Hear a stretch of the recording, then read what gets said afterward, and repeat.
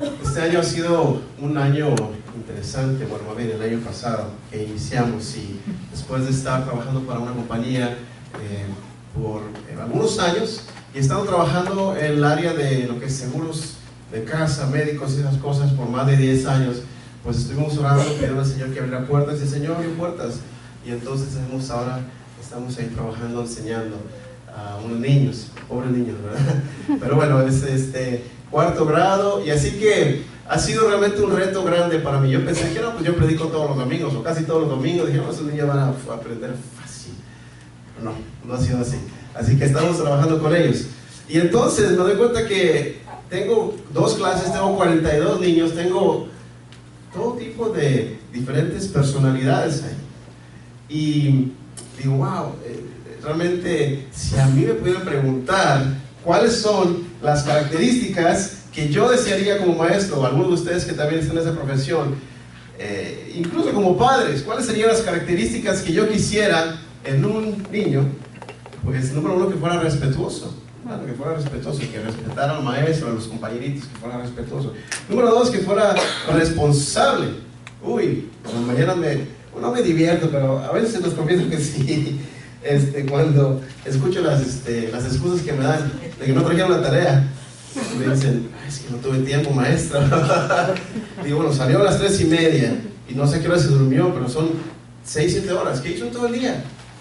Así que fuera responsable, que fuera moldeable. Oye, nos gusta que ellos aprendan, ver que están adquiriendo el conocimiento, que fuera esforzado. No todos los niños tienen la misma capacidad para aprender, no todos los niños tienen la misma inteligencia, pero el maestro quiere que todos los niños se esfuercen al 100%, que sea compartido, que no se queje. Hay niños que se quejan mucho. Le digo a niños, los niños se quejan más que las niñas. ¿Cómo eso es posible? Pero bueno. Y entonces, esas son algunas características que yo pienso que a lo mejor un estudiante modelo los debería tener, y realmente tengo algunos estudiantes modelos ahí. Y la semana pasada, ¿y por qué empiezo con esta introducción? La semana pasada estuvimos hablando acerca de pescadores de hombres, de cómo Jesucristo llamó a los discípulos cuando estaban ahí después de una jornada laboral. Ellos se habían echado las redes toda la noche y no habían pescado absolutamente nada, y Jesucristo viene, los invita, les dice, echen la red. Y entonces Pedro dice, en tu nombre voy a echar la red durante el día, cuando realmente no se pescaba durante el día, y sucede la pesca milagrosa. Y entonces ellos, dejándolo todo, dice que le siguieron. Y el propósito del mensaje del domingo pasado era el siguiente: de que nosotros nos demos cuenta de quién es quien nos llama, de que es Jesucristo, de que es el Rey de Reyes y el Señor de Señores, que esto realmente es su plan, que es el Maestro, el llamado del Maestro a cada uno de nosotros a que vivamos una vida cerca de Él, que seamos sus discípulos, que seamos personas que estemos aprendiendo. Veíamos la definición de un discípulo, decíamos que es alguien que aprende, un aprendiz, un estudiante, alguien que sigue las enseñanzas de un maestro, y no puede ver un discípulo si no puede ver un maestro. Y el propósito de estos mensajes que con el favor de Dios vamos a estar compartiendo durante los siguientes domingos es de que podamos comprender más acerca de qué significa ser un discípulo de Jesús. Que el sueño mío, y realmente yo creo que es del Señor, de que cada uno de nosotros podamos enamorarnos y apasionarnos más por el Señor, apasionarnos más por el discipulado, y que cada uno de nosotros formemos parte de esta generación que decía que el Señor está llamando a levantar personas que se apasionen por servirle. Ahora, ¿por qué es importante? ¿Por qué es importante para nosotros esto? Porque levanten la mano a cada uno de nosotros, y hemos alabado al Señor de una manera muy hermosa, pero levanten la mano sinceramente. ¿Cuántos desean agradar a Dios? Amén. Levanten la mano, levanten fuerte, miren, voltea a su alrededor. Todos deseamos agradar a Dios, todos lo deseamos, pero es importante que escuchemos y entendamos cuál es lo que el Señor quiere, el plan para nosotros, porque podemos pasarnos toda la vida tratando de agradarle, tratando de hacer su voluntad, tratando de cumplir alguna meta que pensamos y asumimos que es la meta que el Señor quiere, cuando Él nos ha dicho ir y hacer discípulos a todas las naciones. Ahora, dentro de ese proceso de crecer en el discipulado, crecemos en el Señor, aprendemos del Señor, nos escudriñamos la palabra, nos metemos en la palabra y entonces aprendemos y conocemos la voluntad del Señor. Pero es importante que nosotros podamos entender y comprender la voluntad del Señor. Leía nuevamente esta semana y decía, todos los discípulos son creyentes, mas no todos los creyentes son discípulos. El Señor quiere que nosotros podamos entonces ser discípulos de Jesús. Ahora, ¿por qué empecé con esa introducción? Porque si ustedes me preguntaran a mí cuáles son las características de un alumno, pues yo se las podría decir basado en la muy pequeña experiencia que he tenido. Pero si nosotros queremos entender, si nosotros queremos comprender qué significa ser un discípulo de Jesús, ¿a quién tendríamos que preguntarle? A Jesús. Tendríamos que preguntarle a Jesús y tendríamos que buscar en su palabra cuáles son algunas de las características que el Señor Jesús les dice a las personas, o más bien que podemos encontrar en aquellas personas que decidían seguirle. ¿Cuál es el reto que Él enviaba a aquellas personas que querían seguirle? Y vamos a abrir la Biblia y hay 3 que vamos a compartir. El día de hoy solamente vamos a compartir una de ellas porque son muy profundas y son muy vastas y queremos irlas compartiendo. Lucas capítulo 14, comparte su Biblia si no la tiene alguien ahí.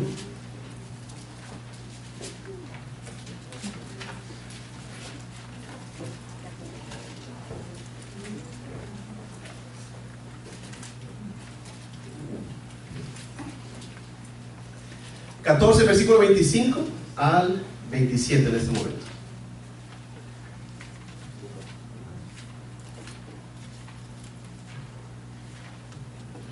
Es decir, la palabra de Dios. Grandes multitudes iban con él y volviéndose les dijo: si alguno viene a mí y no aborrece a su padre y madre y mujer e hijos y hermanos y hermanas y aún también su propia vida, no puede ser mi discípulo. Y el que no lleva su cruz y viene en pos de mí, no puede ser mi discípulo. E interesantemente, un versículo muy parecido, más bien este mismo versículo, con excepción de que el versículo 27 se repite más, lo encontré en el Evangelio de Lucas, el Evangelio de Mateo capítulo 10, Mateo capítulo 16, Marcos capítulo 8, Lucas capítulo 9, y habla acerca de negarnos y negarnos. Niéguese a sí mismo, tome su cruz, un instrumento de tortura, y sígame. Pero el día de hoy vamos a hablar acerca del versículo número 25-26. Yo me imagino Jesús caminando y entonces viene la multitud atrás de él y entonces se voltea y le dice esa palabra.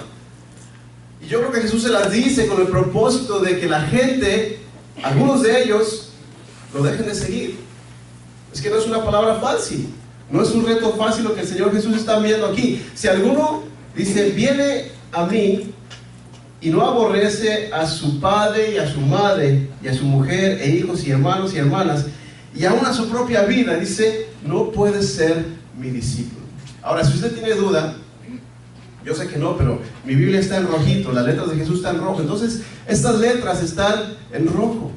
Entonces es Jesús mismo que está diciendo estas cosas. Entonces parece ser que a Jesús realmente no le interesaba mucho y estaba muy impresionado con la cantidad de gente que le seguía. O es que era muy famoso él, era muy popular. Y nosotros naturalmente somos curiosos y nos gusta saber más. Si no, usted vaya manejando aquí en el highway 30, 635 y entonces de repente se para el tráfico y dice, ay, ya pasó un accidente. Y entonces uno va lento y empieza a ver que la luz está del otro lado. Dice uno, y entonces pasa y se da cuenta que el accidente está del otro lado. Y la gente solamente quería ir chismoseando. Eso solamente pasa, eso no pasa en Puerto Rico, no pasa, eso no pasa en Puerto Rico.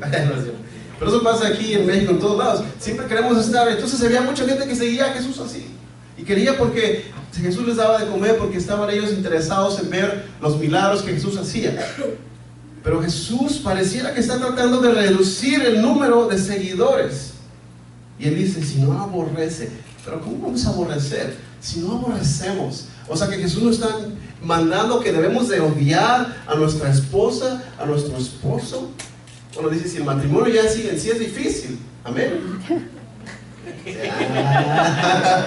Si el matrimonio sí ya es difícil, aquellos que se piensan casar, por favor.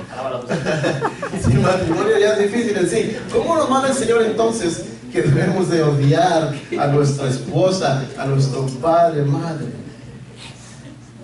La verdad es que Jesús no nos llama a aborrecer a nuestra esposa, a nuestro padre, sino que Él nos está llamando a amarle a Él de tal forma que el amor hacia nuestros familiares parezca odio. Lo voy a decir otra vez. Nos está llamando a amarle con tal intensidad, a que el amor a que tengamos sobre nuestra esposa, familiares, parezca odio a comparación. ¿Por qué lo digo? Bueno, ahora conmigo Mateo capítulo 10, versículo 37. Y Mateo escribió de Jesús las siguientes palabras. Y lo escribió de esta forma. Mateo 10, versículo 37. Y él dijo así: el que ama a padre o a madre más que a mí, no es digno de mí. El que ama a hijo o a hija más que a mí, no es digno de mí. Y el que no toma su cruz y sigue pos de mí, no es digno de mí. Es que el Señor vale tanto, el Señor vale tanto, que nos está diciendo, si tú amas más a alguien más que a mí, realmente no eres digno de mí. Pero vemos el contraste, como realmente ese es el contexto. El Señor nos está diciendo, odia a tu padre, odia a tu madre, a tu esposo. Por los que quieran ver por dentro, eso no es la palabra de Dios. Pero el Señor nos está invitando a amarle a Él de tal forma. Regresar a Lucas. Voy a regresar a Lucas. Amarle a Él de tal forma que el amor hacia incluso nuestros familiares parezca odio. Pero ¿por qué nuestros familiares? ¿Por qué no decir que el amor hacia el dinero, o el amor hacia la estabilidad, o el amor hacia las cosas materiales? ¿Por qué? Porque yo creo que como seres humanos, lo que más amamos es a nuestra familia. Como seres humanos, como padres, lo que más amamos es a nuestros hijos, a nuestro esposo, a nuestra esposa, a nuestros padres. Eso es lo que más amamos y daremos la vida por ellos. ¿Cierto? Claro. Y Dios lo sabe. Y había un hombre, y ustedes conocen la historia, que se llamaba Abraham. Y él, el Señor le dio tantas promesas. Voy a ser una gran nación de parte tuya, de tu descendencia voy a levantar, y voy a bendecir a todas las naciones de la tierra. Y le decía a Abraham, ven y sal y ve las estrellas. ¿Qué ves? Cuéntalas. Señor, no las puedo contar, así va a ser tu descendencia. Y Abraham esperó, y esperó. Y entonces su esposa le dijo, ¿sabes qué? A lo mejor Dios quiere usar a mi esclava para que tú tengas un hijo. Y entonces cometieron ese error, no confiaron en Dios, quisieron ayudarle a Dios. Pensaron que ya eran, dice la Biblia que ya estaban pasados la edad de tener hijos. Sara era estéril, Sarai, y nace Ismael. Y hasta el día de hoy siguen los problemas, ¿verdad? Hasta el día de hoy siguen los problemas. Pero entonces el Señor le da esa promesa a Abraham y llega Isaac, y significa realizar. Y cuando todo parecía tan hermoso, Abraham con su hijo orgulloso, lo más seguro es que se parecía a él. Dios le dice, entrégame a tu hijo, sacrifícame a tu hijo, entrégame a tu hijo. Génesis capítulo 22 versículo 2. Y entonces conocemos la historia. Abraham, que era justo, que amaba a Dios, no rehusó a su hijo, confiando de que Dios tenía poder para levantarlo de los muertos. Pero imagínense ustedes. Y entonces él lleva a su hijo al monte, y al momento de prepara el holocausto, prepara el fuego, y al momento de cuando él iba a encajar el cuchillo, el ángel de Jehová dice, detente, no le hagas daño, porque yo sé que no me lo vas a rehusar. No me lo has rehusado. El Señor provee el becerro para el sacrificio. Y entonces el animalito, perdón, para sacrificio. Entonces se hace el sacrificio. Pero yo pensaba y decía, wow,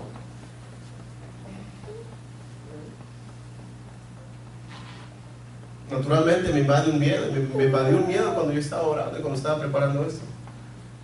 Yo decía, Señor, no me pidas nunca a nadie de mi familia. No me pidas nunca a nadie de mi familia. Yo decía, ¿qué harías si el Señor me llegara a pedir eso? Que seremos capaces de amar a Dios así. Seremos capaces de amar a Dios de tal forma. Y yo creo que sí, con su ayuda. Yo creo que sí lo podemos hacer con su ayuda. Y les confieso que pasé un tiempo en oración y les confieso que le dije, Señor, solamente te entrego mi familia. Te entrego mi familia. Mi esposa, mi hija. Le dije, Señor, no, guárdalos, protégelos, cuídalos. Cuida a mi hija, cuida a mi esposa, a todos mis familiares. Pero yo quiero amarte más a ti. Yo quiero amarte más a ti. Más a ti. Es que el verdadero discípulo ama a Dios por sobre todas las cosas. Por sobre todas las cosas. Su corazón está tan cerca de Él que le apasiona lo que a Él le apasiona. Le apasiona, le mueve lo que el Señor le mueve. Entiende, comprende y siente esa angustia que el Señor siente cuando hay personas que no conocen al Señor, cuando hay personas que no han tenido esa experiencia. Y entonces comparte esa pasión y es parte del plan redentor del Señor. Ser discípulos. También pienso que el obedecer al Señor se vuelve nuestra prioridad. Cuando tú amas a Dios por sobre todas las cosas, el hacer su voluntad es lo que te mueve a ti y a tu familia. Buscas que el Señor haga su voluntad. Él es nuestro dueño, Él es nuestro amo. Lo hacemos por amor. Tú sirves al Señor por amor, no esperando ninguna recompensa de nadie, no esperando reconocimiento de nadie, esperando que el Señor se agrade. Y ese es el último, no punto pero quería de esta sección, de que lo hacemos para agradarle a Él, porque entonces es nuestro deleite agradarle. Se vuelve realmente un gozo agradar al Señor. Y yo escuché hace mucho una ilustración y había un niño que empezó a tocar violín. Y yo no sé cuántos de sus hijos han tocado el violín alguna vez, pero es muy lindo cuando empiezan a practicar, ¿cierto? Y escuchan esos... Bueno, no muy cierto, pero esa música empieza con la experiencia a ponerse mejor. Y entonces este niño empezó a aprender de su maestro, un ancianito que le enseñó a tocar el violín.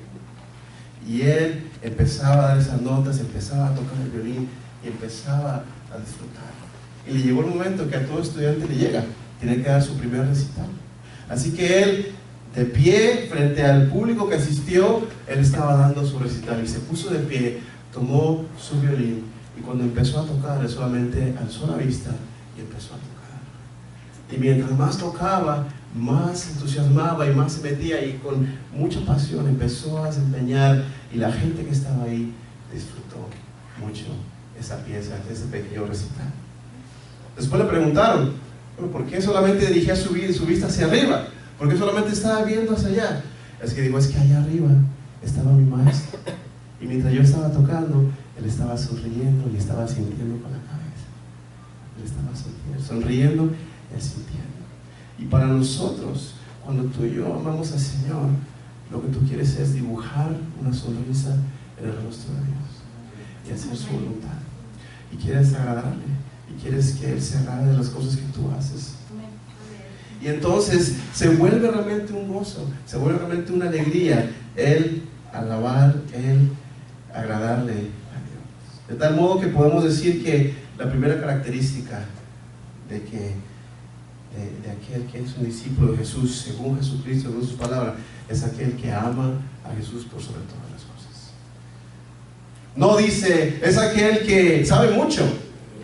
No dice, es aquel que sabe mucho de la Biblia. ¿Sabe por qué? Porque su amor hacia el Señor lo llevará a aprender de la palabra. Amén.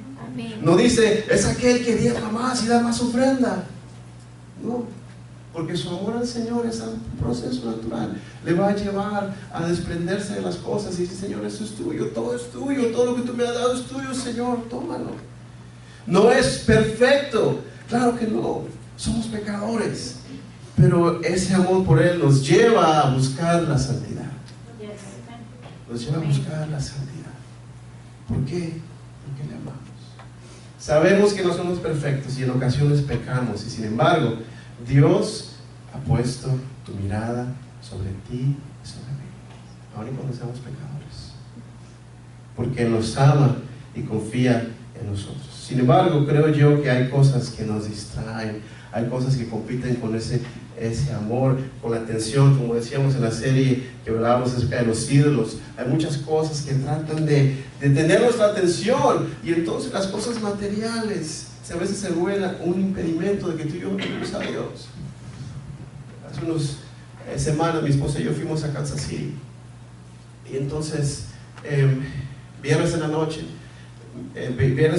salíamos el sábado en la mañana y me invitan a predicar el viernes en la noche. Yo estaba muy contento, dije: voy a descansar este domingo, me gusta compartir la palabra del Señor, pero dije: bueno, voy a descansar y vamos a estar en servicio. Y entonces veo mi celular y me mandan un mensaje de texto del pastor, que es de mucha confianza, hermano Paricio, que ustedes conocieron algunos: Emanuel, ¿podrías compartir la palabra de Dios el domingo? Y yo: lo voy a hacer. Dije: pues sabes que yo sigo aprendiendo. Cuando comparto al Señor sigo aprendiendo. Pero le dije a mi esposa: cuando alguien me invita nunca voy a decir que no. Así que le dije: sí, yo lo hago, claro que sí. Y ahí va mi esposa manejando, y yo voy pensando, orando en el camino, y como puedo voy escribiendo. Y entonces dije: ¿sabes qué, Isabel? Ya tengo el mensaje, esto es tal, vamos, listo. Y me quedé tranquilo, dije: excelente, bueno, gracias, Señor, porque voy a poder compartir. Y pasó todo el sábado, llegamos allá. Entonces estuvimos ahí con la familia muy contentos, y eran las 10 de la noche, 10:30, nos fuimos a dormir, y no tenía paz en mi corazón. Dice: Señor, pero ya tengo un mensaje, y no tenía paz en mi corazón. Dice, no tenía paz en mi corazón. Y entonces generalmente trato de no predicar sermones que he predicado anteriormente, pero entonces tengo ahí algunos guardados, y entonces dije: bueno, abrí, y entonces me llamó la atención uno, y dije, lo abrí y lo empecé a estudiar, y dije: Señor, y lo empecé a aplicar, lo empecé a modificar, y dije: Señor, pero tu nombre yo no sé, vamos. Y entonces fui y compartí el domingo de la mañana. La gloria sea para el Señor. Y entonces había una hermana que conocíamos desde unos años, y compartí el mensaje, se hizo una oración, nadie pasó a altar ni nada, simplemente compartí el mensaje. Cuando íbamos a salir, se me acerca esta hermana y me dice, con sus lágrimas en sus ojos, y me dice: Manuel, Dios te tuvo que traer desde Texas para que tú vinieras a hablar esa palabra y yo la pudiera escuchar. Y estaba ella, no se podía contener, y decía: es que no tienes una idea, yo he estado orando, Dios, háblame, estoy desesperada, quiero escuchar tu palabra, y te tuvo que traer desde Texas para que tú vinieras a hablar esa palabra. El jueves fui a una entrevista de trabajo, me dirigieron a una entrevista de trabajo, y entonces tuve un accidente. A mí no me pasó nada, pero el carro fue una pérdida total. Les hablé a la compañía: sabes que no pude llegar porque tuve un accidente, y les dije, ellos me dijeron: vente el día de mañana. Y yo no entendí, y me fui a la entrevista. ¿Y sabes qué? Me dieron el trabajo.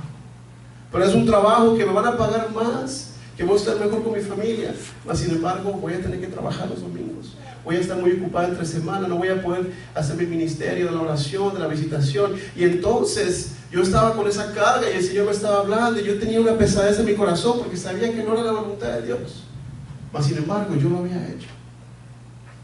Y si tú tuviste que venir y hablar y compartir de que Dios es un Dios santo, y de que lo que Dios quiere es una relación, Él quiere que Él sea lo primero en nuestra vida. Y me doy cuenta de que es algo que, como seres humanos, las cosas de este mundo, la comodidad, los placeres, las cosas que nos llaman, es que realmente tenemos tantas cosas que nos están tratando de robar nuestro tiempo, nuestras energías, que podemos entonces dedicar a Dios. Pero aún Dios sigue buscando y deseando que tú y yo le amemos. Termino con esto. Quizá alguno de nosotros le hemos negado. Quizá alguno de nosotros le hemos negado con nuestros actos, con la forma en que a veces vivimos, con la forma en que a veces administramos nuestro tiempo, nuestras energías. Quizá a lo mejor le hemos negado, pero el Señor es tan bondadoso y Él quiere, y Él confía en nosotros, confía en ti, y el Señor quiere darte esa oportunidad como se la dio a Pedro. Oye, Pedro, a mí me hubiera gustado estar en el lugar de Pedro cuando le dijo: Señor, a ver, si eres tú, Jesús, dime que yo vaya. Y entonces dice: vete. Y Pedro se sale del bote y empieza a caminar, y entonces ve las olas, el viento, y se empieza a hundir. Y el Señor Jesús le dice: ¿por qué tuviste fe? Digo, ¿por qué tuviste temor? Íbamos tú y yo a pasar a los récord Guinness, nos iban a escribir, ¿verdad? Entonces son los que más están caminando, los únicos que han caminado en el agua, pero tuviste miedo. Oye, pero él es muy aventado. Y el Señor le dice: ¿sabes qué, Pedro? Cuando el Señor empieza a decir que se va, que lo van a entregar, y el Señor: Pedro dice: yo voy a estar contigo, voy a ir contigo hasta la muerte. Le dice: Pedro, ¿sabes qué? No hables de más, porque antes de lo que cante el gallo, tú me vas a negar 3 veces.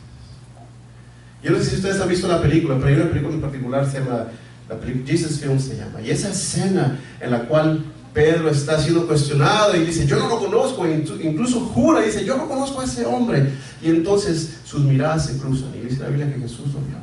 Y entonces esa mirada de Jesús penetró el corazón de Pedro, y supo, y lloró amargamente, dice la palabra. Después de que el Señor Jesús resucitó de los muertos, algunos de los discípulos se habían pensado que bueno, ya era el fin, y habían regresado a su antigua profesión, que era de pescadores. El capítulo 21 del libro de Juan nos habla acerca de ese encuentro. Había sido ya varios encuentros, pero ese en particular Jesucristo va y los encuentra, y se encuentra a ellos, están pescando, y tienen una pesca también milagrosa, no tan grande quizá como la que habían tenido. Y el Señor Jesús ya los espera ahí con el desayuno, todo listo, y es la primera vez que Pedro se va a encontrar con Jesús. Y entonces Jesús le dice: Pedro, ¿verdad que tenía yo caso? Las advertencias que te dije. Pedro, ¿verdad que debes de confiar en mí? Pedro, ¿ahora sí me crees? No. El Señor Jesús solamente le dice: Pedro, Simón, hijo de Jonás, ¿me amas?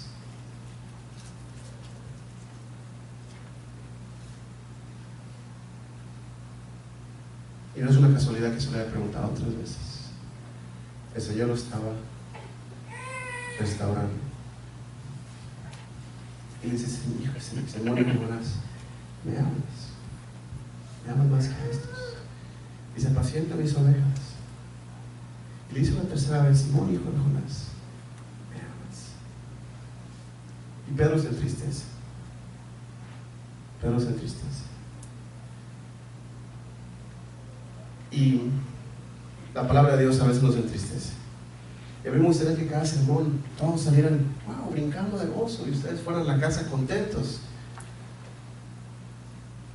Pero nuestro compromiso con el Señor es predicar la palabra, y no decirle: usted es un vencedor, usted puede, usted. No, nosotros no podemos. El Señor es quien nos ayuda.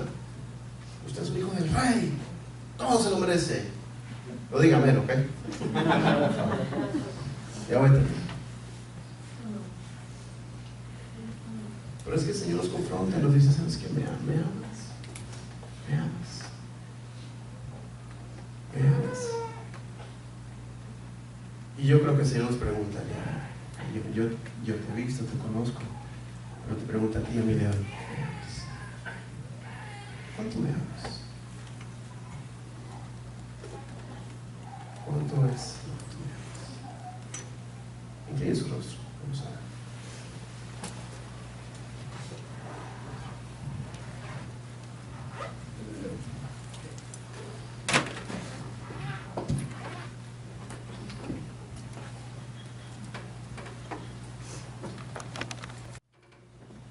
El Señor Jesús nos conoce, y Él quiere que tú disfrutes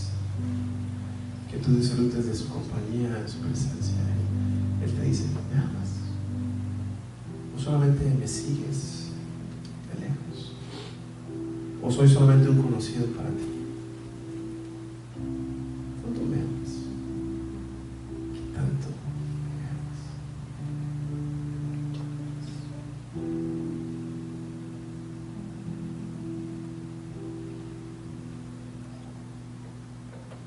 Que nuestra oración sea: Señor, tú sabes que te amo, ayúdame a amarte más. Ayúdame, Señor, a amarte por sobre todas las cosas. Y el Señor nos quiere ayudar. El Señor sabe que no es fácil. El Señor sabe que no es fácil, pero el Señor quiere ayudarte. Lo único que tú tienes que hacer es decir: Señor, realmente te amo, ayúdame, Señor, a amarte más. O habla con el Señor por un momentito. Habla con el Señor. Esto es entre tú y el Señor. Si quieres venir a este lugar, arrodillarte, quieres arrodillarte en tu mismo lugar, tú lo puedes hacer.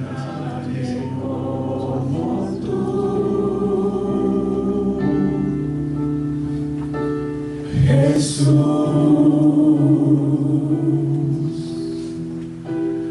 y no sé dónde estuviera si yo a ti no te tuviera, si no hubiera conocido